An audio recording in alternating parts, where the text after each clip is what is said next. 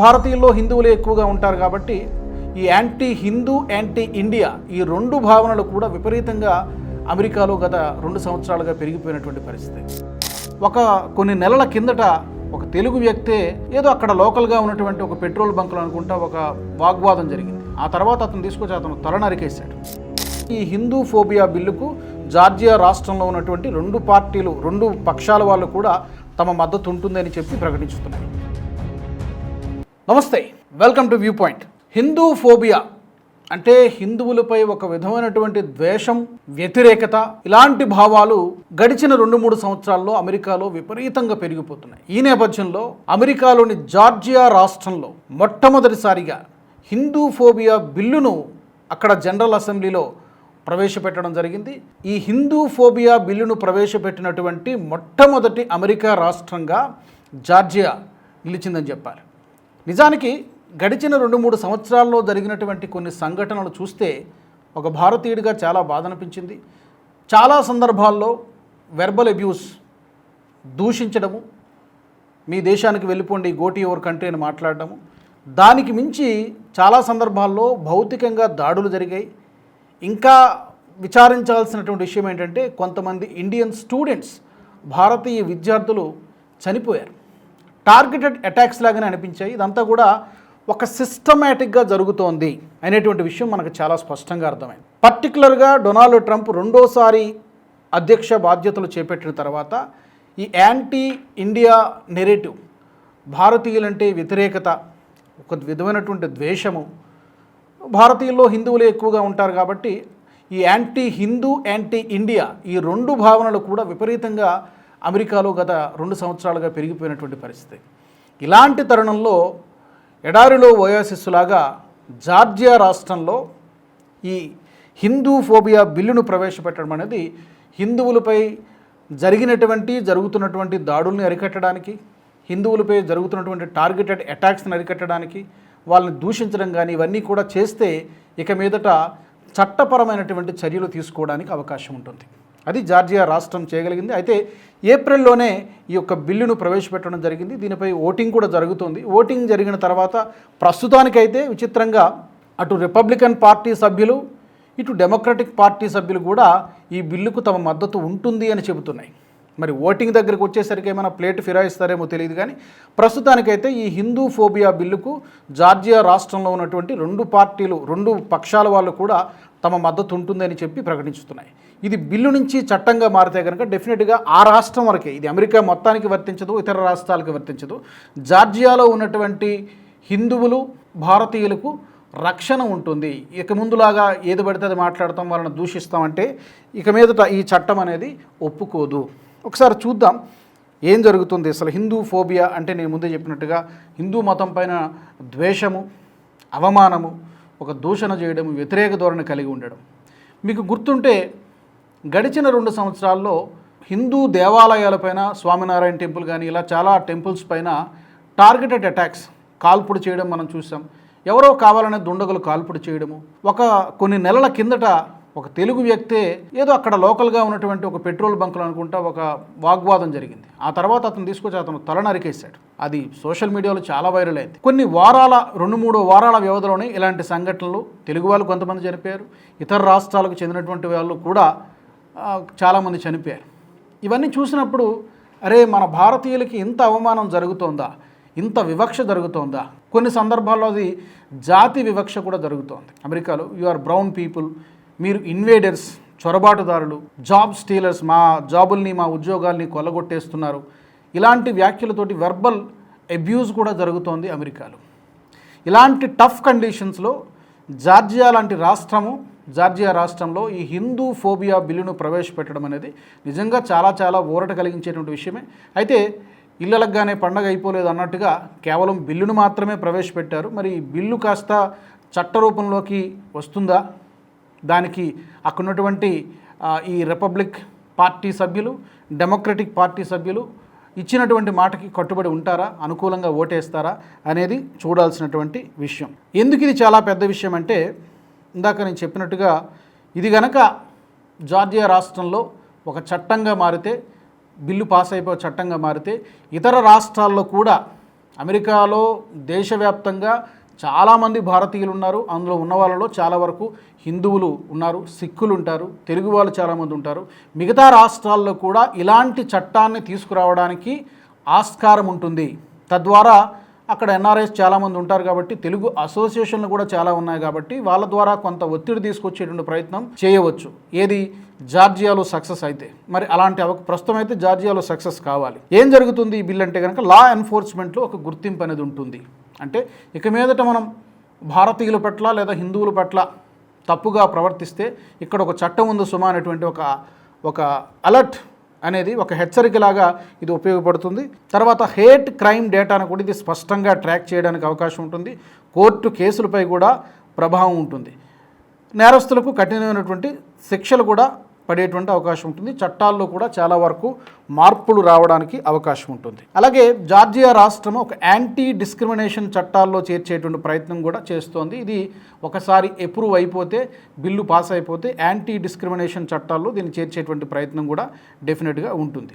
ఒకసారి మనం చూద్దాం, గడిచిన 2 సంవత్సరాల కాలంలో అమెరికాలో ఎన్ని రకాల కొన్ని నెంబర్స్ బ్రీఫ్గా చూద్దాం. ఎన్ని రకాల కిల్లింగ్స్, ఎంతమంది చనిపోయారు, ఎంతమంది పైన టార్గెటెడ్ అటాక్స్ జరిగాయని మనం చూసుకుంటే, కేవలం 2024 సంవత్సరంలోనే 11 మంది భారతీయ విద్యార్థులు చనిపోయారు అనుమానాస్పద పరిస్థితులలో. ఎవరు చంపారు, ఎందుకు చంపారు, చిన్న చిన్న గొడవలకే వాళ్ళపై దాడి చేయడము, వాళ్ళు చనిపోయినటువంటి సందర్భాలు 11 మంది చనిపోయారు.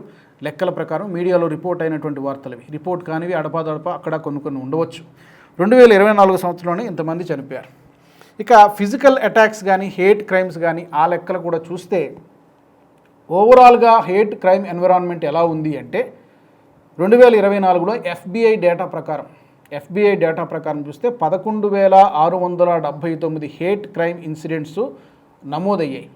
అయితే దాని మీద యాక్షన్ తీసుకున్నారంటే చాలా చాలా తక్కువని చెప్పాలి. ఎందుకంటే అక్కడ ఉన్నటువంటి గవర్నమెంట్ ప్రభుత్వ యాటిట్యూడే, వైఖరే యాంటీ ఇండియా స్టాండ్ తీసుకున్నట్టుగా కనబడుతున్నప్పుడు, న్యాచురల్గానే సొసైటీలో కూడా ఒక విధంగా ఒక స్లో పాయిజన్ లాగా అలాంటి భావజాలము, అలాంటి వ్యతిరేక ధోరణి న్యాచురల్గానే వచ్చేస్తుంది. అయితే మొత్తం అమెరికన్లు అందరూ 32 కోట్ల మంది అలాంటి మైండ్ సెట్తో ఉన్నారంటే నో. అమెరికన్లో కూడా చాలామంది ఫ్రెండ్లీ పీపుల్ ఉంటారు, మంచి చెడు ఏ సొసైటీలోనైనా ఉంటాయి. కానీ ప్రభుత్వమే ఒక స్టాండ్ తీసుకున్నప్పుడు వీళ్ళందరూ కూడా మా ఉద్యోగాలు మాకే ఉండాలి అనుకోవడంలో తప్పు లేదు, అంతవరకు బాగానే ఉంది. కానీ ఈ యాంటీ భారత వ్యతిరేకత, భారతీయుల పట్ల ఒక విధమైనటువంటి ద్వేషాన్ని నింపడం అనేది ఒక స్లో పాయిజన్ లాగా సోషల్ మీడియాలో అలాంటి పోస్టులు పెట్టినప్పుడు దానికి మిలియన్స్లో వ్యూస్ రావడము, ఇదంతా ఒక సిస్టమేటిక్గా ప్రణాళికాబద్ధంగా అమెరికా సొసైటీలో ఇంజెక్ట్ చేసేటువంటి ప్రయత్నం జరుగుతోంది. దాంట్లో భాగంగానే ఈ ఫిజికల్ అటాక్స్ కానీ, కొంతమందిని చంపేయడం కానీ, ఈ వెర్బల్ అబ్యూస్ కానీ ఇదంతా కూడా జరిగింది. 11,679 కేసులు నమోదయ్యాయి. ఇందులో సిక్కులపైన సుమారుగా 228 కేసులు, మరికొంతమంది హిందువులపై కూడా కొన్ని రిపోర్టెడ్ కేసెస్ ఉన్నాయి. అలాగే కొన్ని జాతి విద్వేష వ్యాఖ్యలు చేసినటువంటి సందర్భాలు కూడా ఉన్నాయి. మీరు బ్రౌన్ పీపుల్ అని, లేకపోతే మీరు బ్లాక్ పీపుల్ అని, పర్టికులర్గా అది భారతీయులపై మాత్రమే కాదు, ఇతర ఏషియన్ కంట్రీస్ నుంచి వెళ్ళే వాళ్ళపై కూడా ఉంటుంది. అందులో ఎక్కువగా ఇండియన్స్ ఉంటారు కాబట్టి ఎక్కువగా విక్టిమ్స్ ఎవరు ఉంటారంటే భారతీయులే కనబడుతూ ఉంటారు. యాంటీ ఇండియన్ ఈ భావజాలం, ఈ వ్యతిరేక ధోరణి లాస్ట్ 2 ఇయర్స్లో 2023 నుంచి 25 మధ్యకాలంలో 115% పెరిగింది. అంటే డబుల్ అయిపోయింది ఈ యాంటీ ఇండియన్ ఈ వైఖరి అనేది. 3 కారణాలు చెప్తారు బేసిక్గా అమెరికన్లు. జాబ్ స్టీలర్స్ అంటారు. మీరు వచ్చి మా ఉద్యోగాలు కొట్టేస్తున్నారు, దోచుకుపోతున్నారు, అందుకనే మాకు ఇక్కడ ఉద్యోగాలు లేవు, నిరుద్యోగ శాతం పెరిగిపోతుంది అని చెప్పి నెంబర్ 1 చెప్తారు. రెండోది ఇన్వేడర్స్ అంటారు. చొరబాటుదారులు ఎక్కడి నుంచో వచ్చి ఇక్కడ సెటిల్ అయిపోయి, మొన్న ట్రంప్ కూడా అదే వ్యాఖ్యలు చేశాడు. చైనా భారత్ని పోలుస్తూ ఇక్కడ చాలామంది అమెరికా పౌరసత్వం కోసం, ఇక్కడ పుడితే అమెరికా సిటిజన్షిప్ వస్తుంది కాబట్టి 8వ నెలలోనో 9వ నెలలోనో ఇక్కడికి వచ్చేసి చైనా నుంచో భారత్ నుంచో లేకపోతే ఇంకేదైనా నరకకోపం నుంచో వచ్చి ఇక్కడ పిల్లల్ని కంటున్నారు, బిడ్డల్ని కంటున్నారు. తద్వారా బర్త్ రైట్ సిటిజన్షిప్ అనేది వాళ్ళకి వస్తుంది. దీన్ని మేము అడ్డుకుంటామని చెప్పి ఇప్పటికే ఒక ఎగ్జిక్యూటివ్ ఆర్డర్ కూడా పాస్ చేశాడు. కానీ కోర్టులు దాన్ని అడ్డుకున్నాయి. ప్రస్తుతానికి అది పెండింగ్లో ఉంది. సో స్వయంగా దేశానికి అధ్యక్షుడే డొనాల్డ్ ట్రంపే ఇలాంటి వైఖరిని ప్రదర్శిస్తూ ఉంటే మరి మిగతా దేశంలో ఉన్నటువంటి ఎన్జిఓలు కానీ, సామాన్య ప్రజల్లో కానీ అలాంటి ఉద్దేశం ఎందుకు ఉండదు? డెఫినెట్గా అది స్లో పాయిజన్ లాగా స్ప్రెడ్ అవుతూ ఉంటుంది. నిజానికి డొనాల్డ్ ట్రంప్ అనేది తన అవసరానికి తగ్గట్టుగా తన యొక్క నాలుకని తన యొక్క ఏ ఎండగా గొడుగు పడుతూ ఉంటాడు. అప్పటికే Modi is my best friend అనే స్టేట్మెంట్ ఇస్తాడు. మళ్ళీ మధ్యాహ్నానికి అది మారిపోతూ ఉంటుంది. America, Bharat, Russia dead economy దిశగా వెళ్తున్నాయి, చచ్చిపోయినటువంటి ఆర్థిక వ్యవస్థలు అంటూ అప్పటికే మాట్లాడతాడు. ఉదయాన్నే ఒక స్టేట్మెంట్ ఇస్తాడు, మధ్యాహ్నం ఒక స్టేట్మెంట్ ఇస్తాడు, రాత్రి ఇంకో స్టేట్మెంట్ ఇస్తాడు. సో డొనాల్డ్ ట్రంప్ ఏం మాట్లాడతాడు అనేది ఒక మెంటల్లీ ఇన్స్టేబుల్డ్ పర్సన్ లాగా మాట్లాడుతూ ఉంటాడు. అలాంటి వాడు ఈ రోజున అమెరికాకి అధ్యక్ష పదవిలో రెండోసారి ఉండడం అనేది నిజంగా ప్రపంచానికే కాదు, ఆ దేశానికి కూడా నిజంగా ఒక అన్ఫార్చునేట్ ఇన్సిడెంటే. ది బెస్ట్ ప్రెసిడెంట్ కాదు, ది వరస్ట్ ప్రెసిడెంట్ కేటగిరీలో బహుశా డొనాల్డ్ ట్రంప్ మిగిలిపోతాడేమో చూడాలి. ఈ టర్మ్ అయిపోయేసరికి ఇంకా ఇప్పటికే అతను చాలా నిర్ణయాలు తీసుకున్నాడు, మొత్తం అతలాకుతలం చేశాడు. ఇప్పుడు జరుగుతున్నటువంటి ఈ వెస్ట్ ఏషియాలో యుద్ధానికి ప్రధానమైనటువంటి కారణం కూడా డొనాల్డ్ ట్రంప్. అఫ్కోర్స్ అందులో ఇజ్రాయెల్ పాత్ర కూడా ఉంది. వీటన్నిటిని పక్కన పెడితే అమెరికా సపోర్ట్ చేసింది కాబట్టి ఈ రోజున ఇంత పెద్ద ఎత్తున ఈ యుద్ధం సుదీర్ఘంగా జరుగుతుంది. ఇప్పటికీ కూడా ఏవో పీస్ టాక్స్ అవే జరుగుతున్నాయి, అది వేరే కథ. సో బేసిక్గా ఏషియన్స్ పట్ల, ఆసియా ఖండానికి చెందిన వ్యక్తుల పట్ల, పర్టికులర్గా భారతీయుల పట్ల ఈ వివక్ష అనేది కొనసాగుతూ ఉంది. ఈ వివక్ష, విద్వేషము, ఈ వ్యతిరేక భావన పట్ల చెక్ పెట్టడానికి ఎట్టకేలకు అమెరికాలో అట్లీస్ట్ ఒక్క రాష్ట్రమైనా ముందుకు వచ్చింది. వాళ్ళు కూడా మనుషులే కదా, అండ్ వాళ్ళ కంట్రిబ్యూషన్ కూడా ఉంది కదా. ఇండియన్స్ కంట్రిబ్యూషన్ అనేది పెద్ద పెద్ద పదవుల్లో, పొజిషన్లో, మల్టీనేషనల్ కంపెనీల్లో భారతీయుల యొక్క పాత్ర, హై లెవెల్ పెద్ద పెద్ద అత్యున్నతమైనటువంటి పదవుల్లో ఉన్నటువంటి వాళ్ళు అమెరికాలో పనిచేస్తున్నారు. ఫర్ ఎగ్జాంపుల్ సుందర్ పిచాయ్ కానీ, సత్యనాదెల్లా కానీ, ఇంకా చాలామంది మీడియాకి పెద్దగా పరిచయం లేనటువంటి పేర్లు చాలా ఉన్నాయి. అమెరికా ఎకానమీలో, అమెరికా ఇండస్ట్రియల్ డెవలప్మెంట్లో భారతీయుల యొక్క పాత్ర ఎంతో కీలకమైంది. బట్ ఇదంతా కూడా నెగ్లెక్ట్ చేసేసి కేవలం ఒకే వెర్షన్ని డొనాల్డ్ ట్రంప్ స్ప్రెడ్ చేసేటువంటి ప్రయత్నం చేస్తున్నాడు.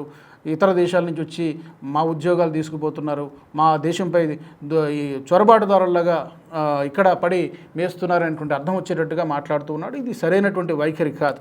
దీనికి చెక్ పెట్టేలాగా జార్జియా రాష్ట్రం ఒక మంచి ఇనిషియేటివ్ తీసుకుంది. ఆ బిల్లు నుంచి చట్ట రూపంలోకి రావాలని మనం కోరుకుందాం. అలాగే చట్టంలోకి వచ్చిన తర్వాత జార్జియాతో పాటు చాలా చోట్ల, న్యూజెర్సీ కానీ, న్యూయార్క్, ఇట్లా టెక్సాస్, డల్లాస్, ఇక చాలా ప్రాంతాల్లో, చాలా రాష్ట్రాల్లో భారతీయులు ఉన్నారు కాబట్టి, హిందువులు ఉన్నారు కాబట్టి ఆ రాష్ట్రాల్లో కూడా ఇలాంటి చట్టాలు రావాలని మనం మనస్ఫూర్తిగా కోరుకుందాం. మరి ఈ అంశానికి సంబంధించి మీ అభిప్రాయాలని, మీ వాల్యుబుల్ ఫీడ్బ్యాక్ని తప్పకుండా మీరు కామెంట్ సెక్షన్లో తెలియజేయండి. వచ్చే ఎపిసోడ్లో మరొక వ్యూ పాయింట్తో మళ్ళీ నేను మీ ముందుకు వస్తాను. జై హింద్.